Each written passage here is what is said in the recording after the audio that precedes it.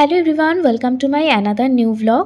তো কদিন ধরে যারা আমার ভ্লগগুলো ফলো করছো তারা জানো যে আমরা পুরী গেছিলাম ঘুরতে। তো সেইগুলোই তোমাদের সাথে আস্তে আস্তে এখন আমি শেয়ার করছি।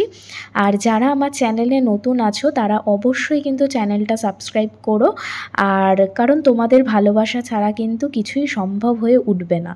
তো যাই হোক, এটা হচ্ছে আমাদের পুরীর সেকেন্ড দিন। আর সেদিনকে আমরা ঠিক করেছিলাম যে লাঞ্চ করার পরে একদম পুরীর কাছাকাছি সাইট সিনগুলো দেখব। তো প্রথমে গেছিলাম মা মৌসিমা মন্দিরে, তারপরে আমরা চলে গেলাম হচ্ছে নরেন্দ্র সরোবর।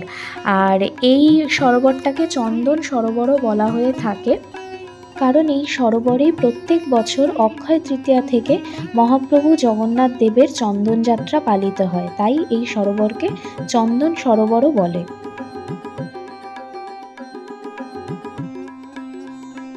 তারপরে গেলাম শ্রী শ্রী কুলদানন্দ ব্রহ্মচারী মহারাজের সমাধি আশ্রমে। আর ভিতরে ওখানে ফোন অ্যালাউ ছিল না, তাই তোমাদের পুরোটা ভালো করে দেখাতে পারছি না, যতটুকু পারলাম ততটুকুই তোমাদের দেখালাম। আর ভিতরে এত সুন্দর বাগান করা ছিল, এত সুন্দর ফুল গাছ লাগানো ছিল, খুব ভালো লাগছিল দেখতে, আর ভীষণ পিসফুল জায়গা। তারপরে আমরা চলে গেছিলাম ইন্দ্রদুম্ন সরোবরে। আর এই ইন্দ্রদুম্ন ছিলেন এক রাজা। এই রাজাই কিন্তু জগন্নাথ দেবের মন্দির প্রতিষ্ঠা করেছিলেন।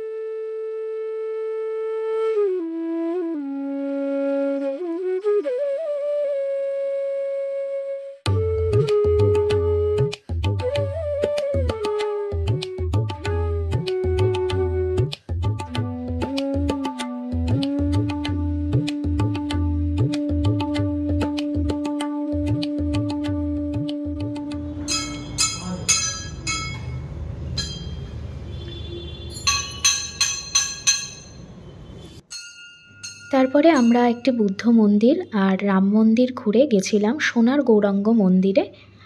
তার পাশেই ছিল সুভদ্রা মন্দির আর নবদ্বীপের মহাপ্রভু মন্দির। সেরকম কেউ আসে না।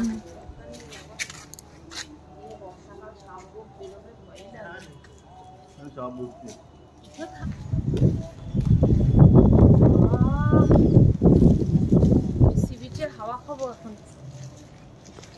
একটু চা খেতে হবে। 15 টাকা করে চাটা এত ভালো, মশলাটা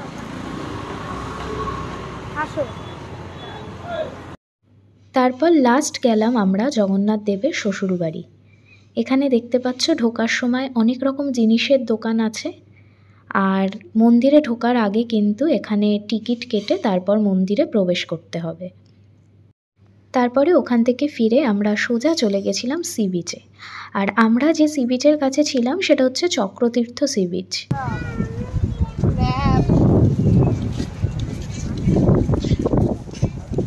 সুন্দর হাওয়া, আমার কাঁকড়া ভীষণ ফেভারিট। ওইখানে আসলে সেদিনকে আমরা জগন্নাথ দেবের মন্দিরে পুজো দিয়েছিলাম, তো সেদিন সারাদিনই আমরা নিরামিষ খেয়েছিলাম। আর রাত্রিবেলা আমাদের মন্দিরের থেকেই ভোগ প্রসাদ আসার কথা ছিল।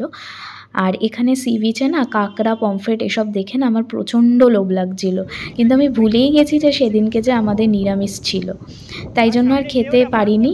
তো যাই হোক, তারপর আমরা ফিরে আসি হোটেলে।